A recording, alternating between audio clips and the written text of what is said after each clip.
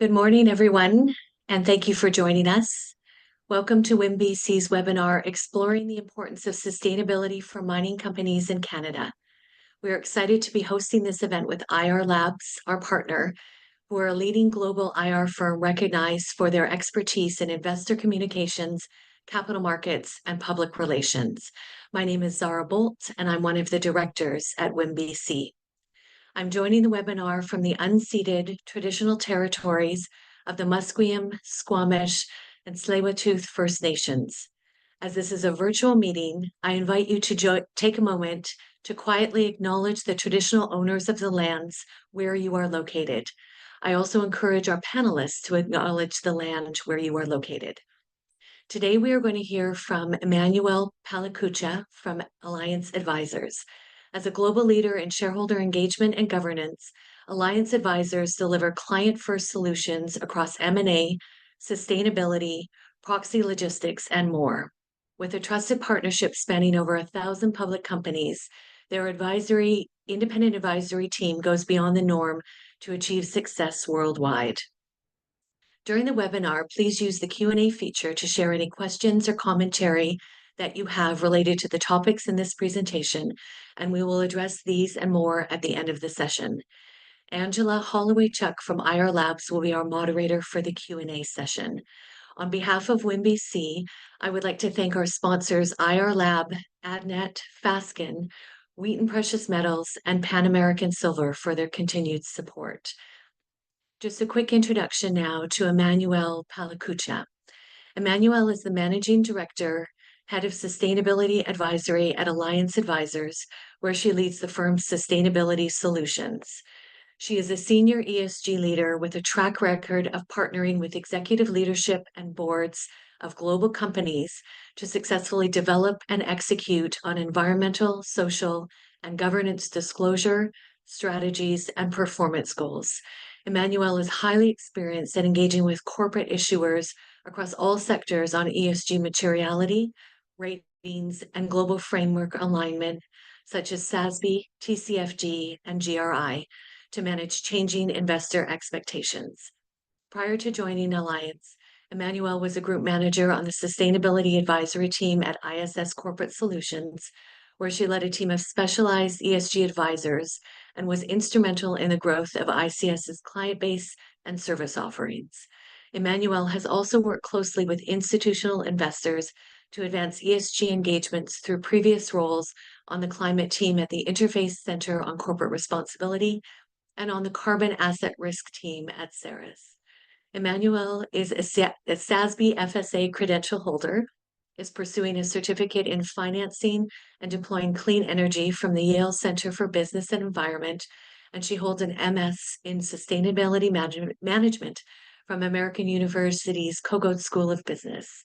And with that said, we will now turn the session over to Emmanuel. Thank you. Thank you so much, Zara.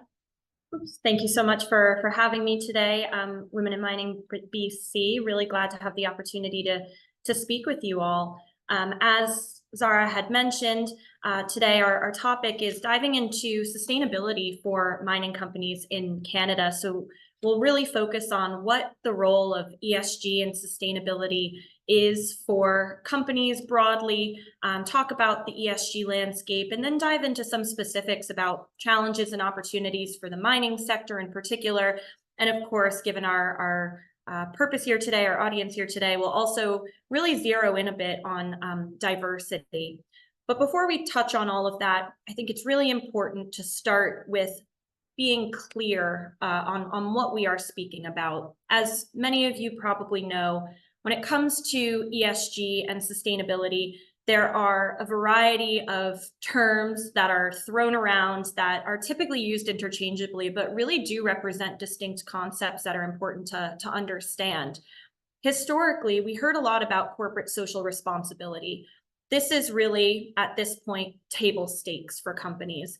This is the idea that companies have an obligation as a corporate citizen to act responsibly and act in line with legal and ethical responsibilities established by shareholders as well as other stakeholders.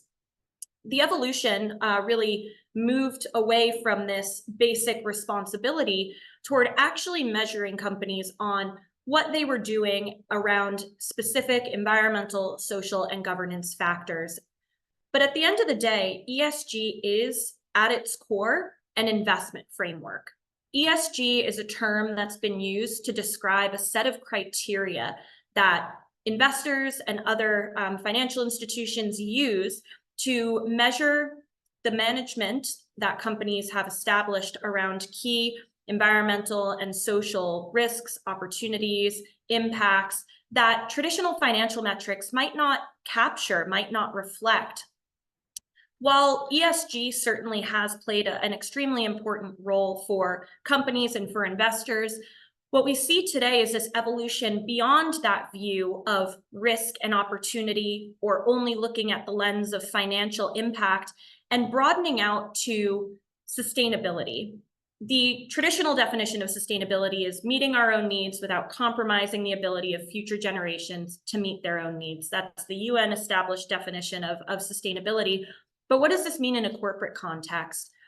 At its core, it's about resilience. It's about understanding the positive and negative impacts that a company may pose to people, the planet, society, and its ability to endure and thrive over time without depleting resources or causing harm. But what's important is that in the end, this does translate into financial impacts and long-term value. So while it's not solely focused on that the way that ESG is in an investment context, corporate sustainability does link to core drivers of value creation. This can manifest in terms of the financial perspective, for example, implementing energy efficiency or renewable energy measures that reduce energy costs, or perhaps looking into new sustainable markets, like exploring circular economy opportunities and repurposing mining waste for construction or other industries, and being able to unlock new revenue streams while addressing sustainability challenges. We also see an increase in investors caring about sustainability performance and linking proper sustainability management to better risk management, and as a result, enabling companies to often access new financing instruments like green bonds, which are available at lower interest rates and thereby lowering the cost of capital. So there's a ton in terms of that financial context where sustainability can create value. But beyond that, there are tremendous links on the societal front as well. Of course, investing in and engaging in local communities is a significant part of gaining trust and acceptance from stakeholders and maintaining that social license to operate, ensuring the longevity of a business in a community and more broadly as well. Things like reputation risk is a key component of good sustainability management. Issues with poor water management, poor waste management that could potentially lead to contamination of waterways could cause significant reputational damage for companies. And of course, we know that these, in the long run, can also translate into financial impacts as well. And finally, in this societal perspective, not only are we more frequently seeing employees want to align themselves with companies that reflect their values, but things like creating a more diverse and inclusive environment can help to attract top talent by tapping into new channels of recruiting and just creating a more, again, inclusive and innovative environment. And finally, as I mentioned, sustainability is all about resilience. It's all about longevity. And so by building a best practice sustainability program, companies can really enable themselves to drive better risk management practices, create better performance in the long term from a financial lens, and create competitive advantage. So whether that's managing climate risks by developing climate adaptation strategies, diversifying into renewable resources, or investing in technologies to promote circularity within operations, there are a lot of ways that integrating sustainability considerations into bigger picture business strategy can really drive long-term value for shareholders as well as other stakeholders. So this really sets the stage for why are we even talking about sustainability in the first place? What role does it play for companies? But if we narrow in a little bit onto the specific areas of importance for companies in the mining industry, we do see that this, unsurprisingly, is a top of mind issue for companies in the sector. In an EY survey of over 150 global mining executives that was conducted in June of last year, it's unsurprising that ESG did emerge as the top risk facing those companies for 2024. It is notable that the few other issues we see below that, capital, license to operate, climate change, are other areas that we just spoke about in terms of their link to value creation and sustainability. When we look at this compared to last year, we see that ESG was and still is a top area of concern for companies. But we also see some movement in terms of those following issues, like capital that has rocketed up from number 8 in last year's survey, and some consistency but slight adjustments in license to operate and climate change. So while the focus may not have been an explicit ESG or sustainability topic in those top 2 and 3 risks, once again, there are really close ties to the way that sustainability can serve as a driver in those areas. Beyond that, as we look down this list, we can see a number of other topics that are linked to ESG, from cybersecurity, which was a new topic that emerged in 2024 as an area of risk, as well as workforce. So all in all, one of the key takeaways here really is that either ESG or sustainability as an umbrella term, as an umbrella concept, as well as the underlying risks and opportunities like cyber and workforce and climate change continue to be top of mind for companies in the mining industry in particular. So as a result, investors are really looking for greater insight into how companies are understanding and managing these various risks and opportunities that we know can manifest into financial impacts in the long run. Investors have really been pushing for greater transparency into company policies, strategies, and performance across these areas as a result. So there's been a great push for disclosure around sustainability, since investors currently lack or have lacked historically comparable, consistent, reliable information on how companies are managing these material sustainability-related risks and opportunities. By having greater insight into this, by having access to that information, investors can better measure company performance around environmental and social topics in order to inform decision-making, which is a greater part of their decision-making processes at this point in time, considering environmental and social factors. So how have investors typically accessed this information, or how do they continue to push for access to this information? In the past, there was a heavy reliance on ESG ratings to measure company performance. So these are external organizations or third-party organizations that have developed proprietary methodologies that essentially pull in company inputs, apply their scoring practices that often exist in a bit of a black box, and provide investors and other stakeholders with a top-level score of performance across key ESG-related matters. However, that black box poses an issue for investors in a couple of ways. First and foremost, while the consistent score does allow for a level of comparability, it doesn't really give a lot of rationale as to why a company is performing the way that they are. More importantly, though, we're seeing investors really evolve and mature in the way that they integrate ESG into their internal decision-making and processes, as well as research processes. As a result, a lot of investors have developed their own internal and proprietary scoring systems where the score of a rating isn't sufficient. Investors are really looking for that underlying raw data that feeds into that rating so they can apply their own methodology and analysis to it.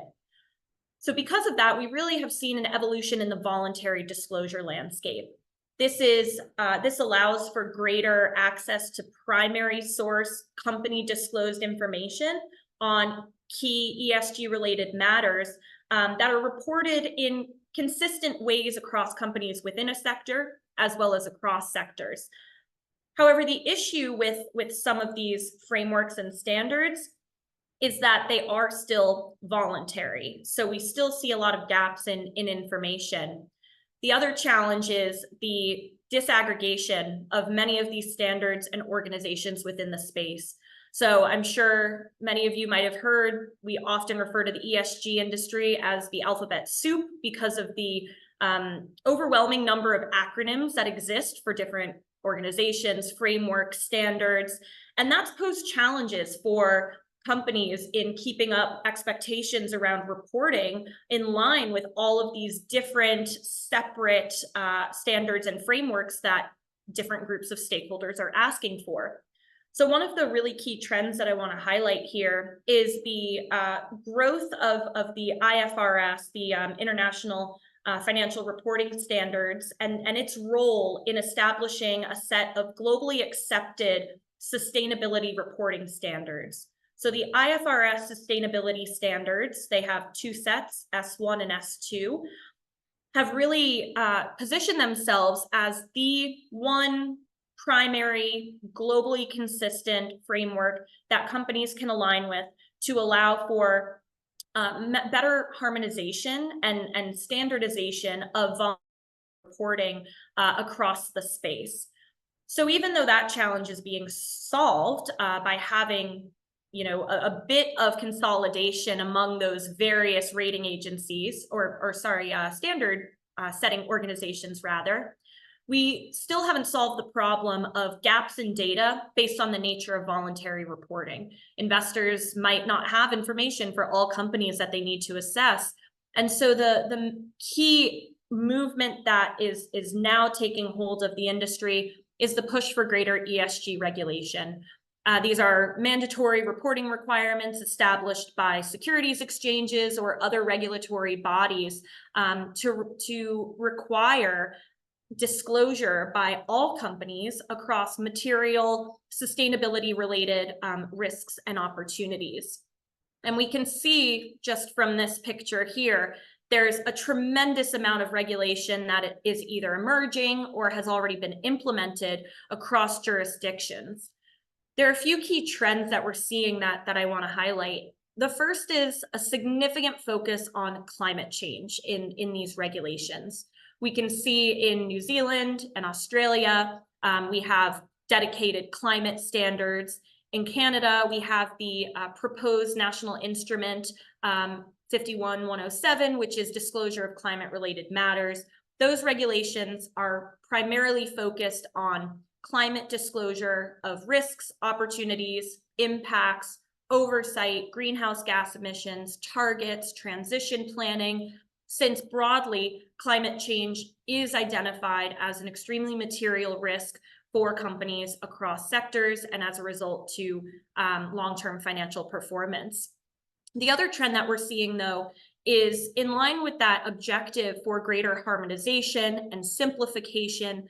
Many of these disclosure rules are being built on the foundation of those IFRS S1 and S2 sustainability standards. So we can see in Japan, the Japan sustainability disclosure standards mirror that model of the IFRS sustainability standards. And in Canada, we have the Canadian Sustainability Standards Board that have begun to develop its Canadian Sustainability Disclosure Standards. And those are the CSDS 1 and 2, again, very much mirroring the structure and the objective of the IFRS sustainability standards, but modifying them for the Canadian interest in particular. So while there are those very region-specific disclosure rules across many of these jurisdictions, there are a lot of rules emerging or implemented in Europe that have global applicability and are going to be pertinent for companies operating in different regions, but still doing business in the EU. So for the purposes of our conversation here today, we're going to touch on those Canadian and those EU disclosure rules in a bit more detail. As I mentioned, we've got climate-specific disclosures as well as those comprehensive sustainability disclosure requirements that are built on those IFRS sustainability standards. From the Canadian perspective, that national instrument disclosure of climate-related matters that I mentioned previously was a 2021 proposed set of standards by the Canadian Securities Administrators that would require mandatory climate-related disclosure standards in line with the TCFD recommendations. TCFD is the Task Force on Climate-Related Financial Disclosures, for those who aren't familiar with it. And it establishes a framework of 4 key pillars: governance, strategy, risk management, and metrics and targets, through which companies need to disclose their performance, their policies, their strategies around climate. So yet again, we're seeing that while new regulation is emerging, it's really being built on the foundation of widely adopted and globally accepted standards and frameworks that have existed in the space for years and years. So the objective of simplification certainly still exists, even though things are getting a bit more complicated in terms of introducing these rules. In terms of those sustainability disclosure standards, as I mentioned previously, these are really built on those IFRS S1 and S2 standards. So the goal to continue to enhance transparency across material sustainability related risks and opportunities, across general topics, as well as a specific focus on climate, is really the objective of these disclosures that are in development. Those have been released for a comment period right now. So while nothing has yet been finalized in the Canadian market, things are certainly continuing to evolve. And based on what we're seeing evolve and be finalized and approved globally, we can certainly expect rules of this nature to be implemented in some form in the near future. But while we keep an eye on that, it's extraordinarily important for global companies to also keep an eye on what's happening in the EU, since, as I mentioned, these are EU rules that have global applicability and may have applicability to companies in Canada in particular. First, focusing in on that climate front, the European Commission has implemented its Carbon Border Adjustment Mechanism, or CBAM, regulations, which essentially assign a cost to carbon on imported goods into the EU based on the emissions associated with their production. Right now, the CBAM regulations are in their transition phase from October 2023, when it begun, until December 2025, in which companies that are covered under this regulation are going to be required to report on their GHG emissions embedded in those imported products across 6 core product areas, which do include iron and steel, aluminum, and cathode active materials. So this is the kind of near-term quarterly reporting that companies will need to make, which is can be a heavy lift in terms of understanding the emissions associated with those goods. And when we look ahead to 2025 and beyond, not only will the scope of reporting expand in terms of what companies must report on, but we will also see these product categories or these product groups that are covered under the regulations expand as well, and therefore may become applicable to more companies around the world. The final and perhaps most influential regulation that we'll talk about here is the EU Corporate Sustainability Reporting Directive, or CSRD, which arguably is the most comprehensive sustainability disclosure requirements to date. The CSRD requirements are applicable to both EU-based and non-EU-based companies that certify or pass certain criteria across employee count, assets, revenue, and requires these companies to disclose, track, and measure their sustainability performance across key material areas. So companies, once again, really need to understand what is most important and impactful to my business, as that really sets the stage for what they need to report on in line with these requirements. CSRD certainly requires or warrants its own discussion and webinar in its entirety. We could spend a tremendous amount of time on that. But what I would just say for now, for the purposes of our discussion, is that additional sector standards are being developed to focus in on some of the nuances that apply to particular industries, including the mining industry. So while there still is right now in particular a lot of onus on companies to determine what is most material to them through, say, a materiality assessment, we do expect that those additional standards will emerge and provide a little bit more guidance to the particular nuanced areas that companies within the mining industry need to focus on, and what sustainability related risks and opportunities are most material to long-term business success. In the meantime, we do have an idea for the industry broadly of what tends to be the most relevant or the most material to companies. What I do want to say is, on the topic of a materiality assessment, which is a process to engage with stakeholders and conduct extensive research in order to determine and prioritize what is most important to your business in particular, these are still topics that tend to be relevant to companies within an industry. But to determine if something really is a priority to your company in particular, that does require a more in-depth assessment like a materiality assessment. But it should come as no surprise what some of these material impacts tend to be for companies within the mining industry, from tailings management to green production, which are very industry specific, and then some that might be more applicable broadly, but are still very important to the mining industry, like climate change or biodiversity. On the social front, we have topics from community impact and Indigenous trust, which once again are very particular to the mining industry, and then broader topics like diversity and inclusion or health and safety, which are extraordinarily key for mining companies. Touching on the governance, one thing that I want to highlight here is more explicitly defining what governance means in the ESG context. Corporate governance, of course, encompasses more traditional topics that we might think of, like shareholder rights, board structure and composition, executive remuneration. But when we speak about governance in the context of ESG, what we tend to think about a bit more is the governance of environmental and social related topics or related risks.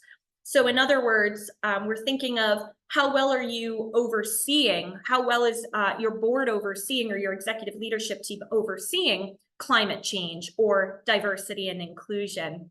There are a few other unique topics that pop up under the governance umbrella, like supply chain management, business ethics, or political advocacy. But ultimately, I think we hear governance and we do think of those traditional areas of governance, and it's important to also recognize that there are some G-related issues that more fall under this sustainability umbrella or this ESG umbrella rather than traditional corporate governance matters. In the same EY survey that I mentioned earlier about the kind of top risks and opportunities for the mining industry in 2024, respondents were asked to indicate which ESG factors were facing the most scrutiny from investors in 2024. And what we saw is the top 5 issues that emerged were local community impact, tailings and waste management, water stewardship, attaining net zero emissions, which of course is linked to climate change, mitigation and adaptation, and finally, diversity, equity, and inclusion. So it's really clear that these are some of the top of mind topics within this broader slate of ESG related topics that are especially important for mining companies to recognize. So just turning to that diversity and inclusion perspective, it really remains a core focus across every level of an organization. It's not just the workforce, it's not just the board, but looking at this holistically in terms of how diversity and inclusion can be driven across every facet of the organization. And we're seeing the focus on diversity and inclusion be driven by various different players or various different factors. At the board level, we're seeing a lot of institutional investors continue to focus on board diversity. So institutional investors like BlackRock, State Street, or Vanguard have clearly set policies within their voting guidelines to vote against directors of the nominating committee if a threshold of 30% female directors has not been reached. So the pressure and the scrutiny at the board level continues to evolve on that front. At the senior leadership level, as well as the board level, we've seen other Canadian stakeholders like SHARE or the Canadian Coalition for Good Governance call on the CSA to finalize its proposed amendments to its corporate diversity disclosure rules. So these rules would require issuers to disclose how they tackle diversity, first through a gender lens and separately through the lens of 5 other diversity-related groups like Indigenous communities or racial and ethnicity lens, and would require companies to really disclose how they're tackling diversity at both the board and the executive level. But outside of the kind of investor-driven perspective, we're also seeing industry groups play a key role in raising the bar for what companies must commit to and must look to improve in terms of enhancing diversity and inclusion. So in 2022, the International Council on Minings and Metals, or ICMM, updated its core mining principles to include new commitments specifically around promoting workforce diversity, and separately, and perhaps extremely importantly to note, promoting an inclusive workplace. And I think that's something just to highlight one or put a finer point on rather, which is that yes, diversity and increasing the makeup of the organization is extremely important, but equally as important is ensuring that an inclusive workplace full of belonging is fostered in order to really approach this topic holistically. Overall, a diverse workforce really benefits an organization in a number of ways. It allows for new ideas and innovation, but we know that attracting diverse talent can be a challenge. But what we saw or have seen from a McKinsey study that was conducted on increasing diversity in the mining industry is that by leading on ESG or sustainability issues, there's actually an opportunity for companies to attract more diverse talent. This survey saw that 30% of diverse talent cited a positive contribution to ESG as a reason to join the mining industry or to join a particular company. So these areas really go hand in hand. As we mentioned earlier, employees are increasingly looking to align themselves with companies that reflect their values, and having a strong sustainability program can really be a tool to unlock a lot of that diverse talent. So just to finish off on the presentation component of this, much of what we've discussed is really focused around the investor pressure and the investor perspective. But I don't want to gloss over the importance of non-investor stakeholders, including employee preferences, as well as other stakeholder groups, in continuing to drive forward progress on sustainability. As is evident from what I just mentioned, sustainability is being driven by changing employee preferences and demands and what they look for or expect out of organizations. We also see increasing demands across the value chain from suppliers and customers who are pushing companies to adopt more sustainable practices in order to mitigate risks or minimize disruptions to business, as well as meeting changing market demands or customer preferences. And then finally, other external parties like industry associations or peers also continue to raise the bar on expectations or best practice for the industry by setting standards, continuing to show leadership. And so as a company within this space, it is key to continue to make progress on sustainability in order to remain competitive and align with the expectations across all of these perspectives, not just the investor perspective, even though sometimes that may be the one that's at the forefront. So with that, I think that that Ange is going to hop back in for us to dive into a bit of a further discussion on much of what we just covered. Thank you, Emmanuel, for such an insightful presentation and adding so much value to the audience. So we are opening up the question and answer period and welcome the audience to engage with the feature right at the bottom of the screen. So send us your comments, any highlights that you saw during the presentation, and of course, all your questions for Emmanuel. So let's get that conversation flowing. We do have one right off the bat here in reference to evolving role of sustainability. How should companies prepare for public reporting, and what are the main reporting standards and companies should follow? So you did highlight this around slides 6 and 7, but could you kind of just give us a quick recap?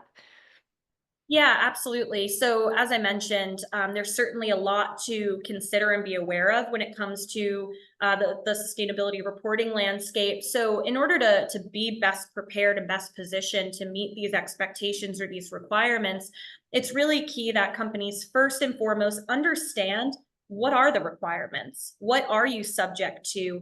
What are the expectations that you need to align with? And then conduct an analysis on where are you today and where are the gaps. So really determining a baseline of disclosure and where you need to close gaps in order to better align with those standards. From there, one of the common threads that I had mentioned is the focus on material sustainability related risks and opportunities. So it is really important for a company to undergo a process of determining what are the ESG topics that are material that you will be required to report in line with. And then it's really about educating and convening team members that will inevitably be crucial contributors as part of this reporting process.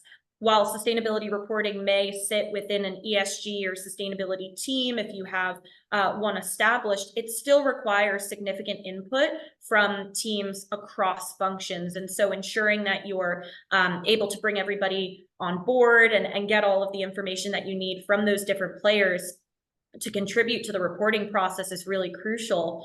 And then from there, it's about setting up a really clear process for collecting data, collecting information, having the right controls in place to ensure data is accurate and traceable. And then once you sort of have that timeline and the process and the roadmap for collecting information, it's about ongoing monitoring of that process and of information gathering. So that's really the framework for how to prepare for public reporting.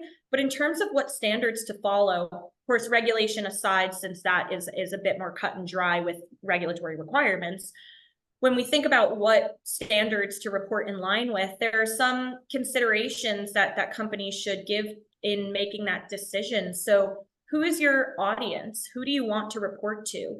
If it's primarily investor driven, then perhaps a framework, a voluntary framework like SASB, the Sustainability Accounting Standards Board, which is very focused on financial materiality, is the best route to go. If you're looking to report to a broader audience, then something like GRI, which covers a broader range of ESG topics and appeals to a broader range of audiences, is the best route to go. So what do your stakeholders want? What stakeholders are you trying to appeal to?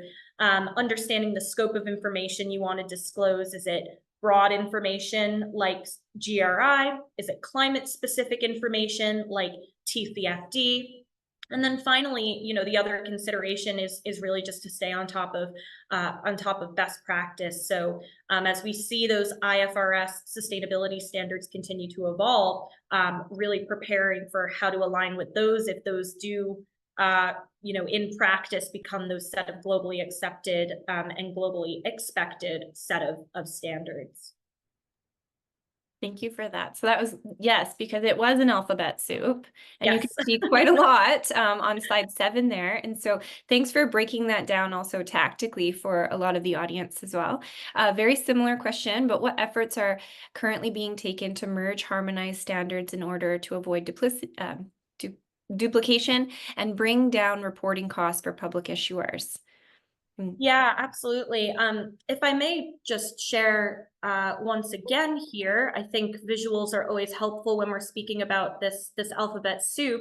As I said, there is that push toward greater consolidation and harmonization. And as a result, we've seen a lot of legacy organizations that have for a long time played a leading role in setting sustainability standards begin to merge into one, or put in place some pretty close collaborations to drive progress. So over the past few years, we did see organizations like SASB, the IIRC, CDSB, all consolidate into IFRS. So that umbrella organization has really taken the charge of being the leading voice in the space for sustainability standard setting. For other organizations that still exist on their own, like GRI or like CDP, there are very close collaborations that have been established to ensure interoperability of the standards. In other words, are the standards being developed and deployed in a way that make it easy for companies to translate information that they're reporting from one set of standards to another? And all of this kind of coming together is really for that purpose of, again, simplifying and harmonizing reporting, making it easier for investors, and I think more importantly, making it easier for companies. It's no easy lift to have to balance the requirements or expectations of, I mean, how many are on the screen? 8, 9 different organizations. So I think there's tremendous benefit across the board for this standardization and consolidation that we're seeing. And I think a lot of the audience, though we cannot see them, are going, yes, yes, yes. I've heard it so many times, absolutely. And so I'm just going to take a question here. So thank you for submitting it. How should a company reconcile the increasing voluntary requirements for disclosing environmental data with the amendments to the Canadian Competition Act mandatory around greenwashing? The ambiguous language used in the new greenwashing provisions means that almost any claims about the actual or potential environmental impacts of business practices are not subject to the enforcement risk once provisions of Bill C-59 come into force next year. Yeah, this is a phenomenal question, because it's certainly one that I've gotten a lot in terms of if we're expected to, how are we supposed to continue on pace of publishing ambitions and commitments in line with what our stakeholders expect, but making sure that they're I don't want to use the word genuine, but that they're backed by real strategy and real planning that we can accomplish it. How do we avoid that greenwashing trap? And I think it's a balancing act for sure in providing all of the information that stakeholders want and aligning with these standards, while not sort of going out over your skis with what you're putting into the public domain. So what I always kind of highlight or recommend in terms of avoiding this greenwashing view is, it's not enough just to release a commitment or to just highlight a risk or an impact, but to have specific evidence and a specific pathway forward around those areas. So for example, if we take a climate ambition or a climate goal, it's now no longer enough just to set that target, set that ambition, but investors and other stakeholders are really looking under the hood and saying, great, net zero by 2050, what tangible steps are you taking to achieve that target? What kind of transition plan do you have in place? Tell me all of the details of how you intend to get there. And I think just being able to back it up with clear strategy of, this is where we are, this is where we're going, is a big piece of avoiding that greenwashing pitfall. What I've also just seen more broadly is absolutely companies maybe slow their pace of disclosure a little bit. And instead of trying to throw commitments out there for the sake of throwing commitments out there, being a little bit more thoughtful about what commitments they're making and when they're publishing those. And it's not to say that progress around sustainability and ESG should be slowed. It's just saying that consideration around how you're disclosing it and when you're disclosing it is being given a bit more intentional thought or purposeful thought, which I think is going to have benefits in the long run. Great advice. Yes. So just jumping around here about diversity and women's participation in mining industry, are there any successful examples applied in other industries that mining companies could replicate? Yeah, it's a really good question. I think in terms of a totally, or not totally different, but in terms of an adjacent industry that we can maybe look at a bit is the technology industry, because I think when we think about diversity and inclusion and any challenges with that, it is very common for that to occur within STEM focused industries. It's what we've seen a lot historically.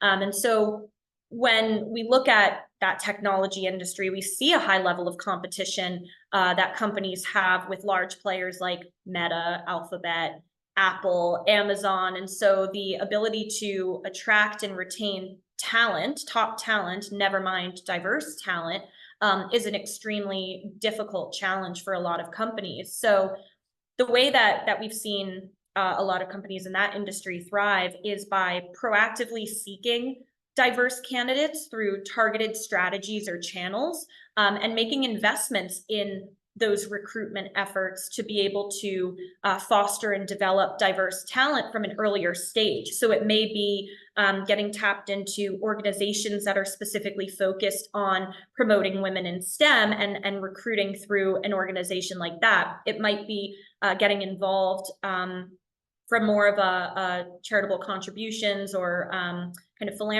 philanthropic lens with university programs that help to promote women in STEM. We've seen a lot of that that has resulted in positive outcomes for companies within the technology industry. And then I think beyond that, again, really creating an inclusive workplace is an extremely important measure. As I said before, it's not just about getting diverse talent in the door, but then ensuring that there's a sense of belonging and engagement, and that it's an environment in which diverse talent can thrive. So creating really strong mentorship or support programs for women to be able to progress through an organization and move up to leadership is a very common practice that we see in helping to not just bring women into the organization, but help women grow within an organization.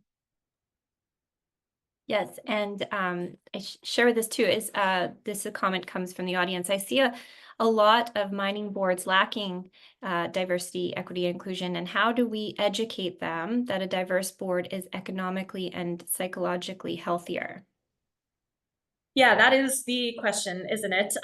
Education definitely is the important piece of that, right? I think that there's a tremendous amount of knowledge that needs to be brought to boards and other key players to help understand all of what we've discussed. Unfortunately, in the US, for example, we are seeing some pushback to DEI. It's becoming a bit of a term that's resulting in a lot of pushback for the reason of its terminology. Just hearing DEI, people are ready to make an assumption. So I think part of the education is really digging into the deeper level of it all. So it's not just about, having people that look different or come from different backgrounds. It's really about bringing together a wide range of experiences, of knowledge, of perspectives to allow for better collaboration and better innovation. And I think across the board, when it comes to sustainability and diversity and inclusion and really talking to business leaders about why it's important, it's getting to those nuts and bolts of it. It's getting to the overall kind of opportunity for the business to grow and thrive of the discussion, rather than just saying this is the right thing to do. And there's a ton of research out there about the fact that more diverse workplaces or environments do allow for greater innovation. And so I think being able to kind of communicate and show that is it just does come down to the education, to an ongoing discussion, and not knowing that it's an ongoing process. Unfortunately, it's never just one conversation and it's done. It really does take time to bring people along that journey. Yes, and I'm seeing the questions keep coming in here. ESG disclosure is increasingly become broader and deeper. The data and information asks are expected to only increase. What are a few proven tactics to maintain internal staff and senior leadership buy-in across a mining firm to remain invested in net benefit data collection and performance reporting? Disclosure, burnout is real. I mean, yeah, we talked about it. It is. I think it's such an important point, because while in the past, maybe it was sustainability reports published once a year, so maybe you'd start on it, 3 months before, let's say, publish the report. Now, sustainability reporting is almost a year-round process. You work on the sustainability report maybe 6 months out, but outside of that, you're getting a number of other reporting requests from standards or frameworks like CDP, from other stakeholders. It is extremely difficult. And I think there is a conception, or there can be a misconception among team members that this is, just not their job, not their responsibility, something that's being added on their plate that is a burden. And so I think there are a few things to highlight here. The first, in terms of the buy-in, is this is really something where the tone has to be set from the top. In terms of sustainability, its role in the business, its role in ongoing business success and business strategy needs to be a continuous conversation that team members know and understand, to see how this fits into their role and into the broader company vision and company mission. Again, that's pretty significant change management that tends to have to happen, but it's so crucial to being able to drive this forward. On a more maybe tactical level, I think ongoing opportunities for education to really give individuals the knowledge that they need to more easily participate in this process is really key. Having really clear governance structures around this process. I mentioned that briefly when it came to preparing for public reporting, but when a lot of people are just getting one-off requests every couple of months to provide certain data, that can be really difficult, versus having a very clearly laid out data collection process with very clear timeframes for that. We're seeing a lot of companies move away from collecting data on an annual basis and rather collecting it on a quarterly basis, so that the burden on that once a year time is reduced a little bit. So when team members know what's expected of them, know when it's expected, and know exactly, what they have to do and what it's contributing to more broadly, I think that is something that helps drive things along and hopefully minimize some of the burnout around it. But again, I do think some of the burnout really just comes from the changing nature of the industry, and hopefully will be minimized just as we get a bit more standardization and simplification of reporting in the space. And technology. We were talking about Yes. technology, AI, right before we kind of joined into the webinar. And so we're seeing a lot of advancement there that can support tactically as well, too. Absolutely. We're seeing a ton of that. We at Alliance Advisors partner with an organization in the space to help companies streamline their reporting processes and allow for better kind of assurance-ready disclosure to help minimize the burden of that. And it is tremendously helpful to have that software tool, that technology tool, as part of your overall reporting process to ease some of the burden of it. So one more question. Are there examples of successful social and environmental management that has benefited communities or women in mining?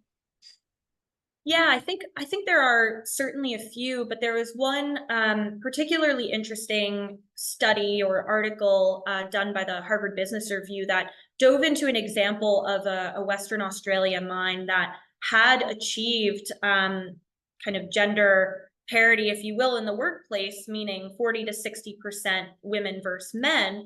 And there were a few key takeaways of that case study that I think just illustrated it really well, rather than speaking of it a bit more broadly. Some of the key efforts that were put in at that particular mine to really promote that inclusive and equal workplace did include, as I had mentioned before, strong engagement from senior leadership, both leadership at that mine level as well as leadership at the corporate level, allocating appropriate investment to different initiatives that would help to open channels for diverse talent to enter the organization, and allowing for creativity in doing that. So one of the examples that was given is that there managers, middle managers at the mine level were able to restructure their teams a little bit to allow for more entry level roles that they could then bring more diverse talent in, and then also get access to the right resources, the right dollars to invest in the knowledge building and development of that talent. And I think that's a really important piece to highlight, is having the right learning, development, training programs are absolutely best practices in the ESG front that benefit the ongoing growth of talent. And that training and development doesn't just have to be in the context of diversity and inclusion. We see a lot of importance placed on training and development for other topics like health and safety, business ethics, and with environmental impacts and climate change to local communities. So learning and development programs are extremely important. But then the other piece I would just highlight that I think is a very particular example for creating a more safe and inclusive workplace for women is better investments in fostering safety and what can help to create safer environments, like lighting, CCTV were a few of the examples that were given, security, really just understanding the various underlying factors that might be not as obvious on the surface, but really do contribute to the experience of diverse talent within an organization. And then the final kind of piece I'll highlight there is just around benefits. So when we think about women in the workplace offering flexible working arrangements, childcare benefits, proper parental leave policies, these are all factors that really do play into the ability for women to participate and thrive in the workplace. And so those were a number of the specific initiatives that this particular mine had implemented that had been highlighted as the drivers for being able to achieve a gender diverse and inclusive workplace. So I think they're all really important considerations. Well, thank you, Emmanuel. It's been wonderful to hear from you. That concludes the question and answer period, but for the questions that we didn't get to from the audience, we'll definitely be following up. Zara will come back on and conclude the session. Thank you, Emmanuel, for sharing your time and your knowledge with us today. And thank you, Angela, for moderating a great discussion. A recording of today's webinar will be available on our website soon. WIMBC is a not-for-profit organization run by volunteers, empowered by our generous sponsors and our community. Please consider supporting us so we can continue connecting and elevating women in our community and our industry.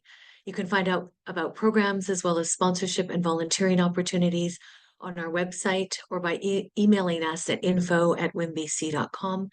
We have a couple of in-person networking events coming up where we'd love to see you.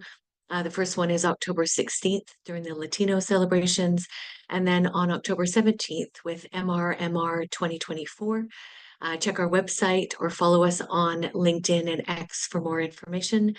Have a wonderful and safe day, and thank you for participating in our discussion today. Thank you.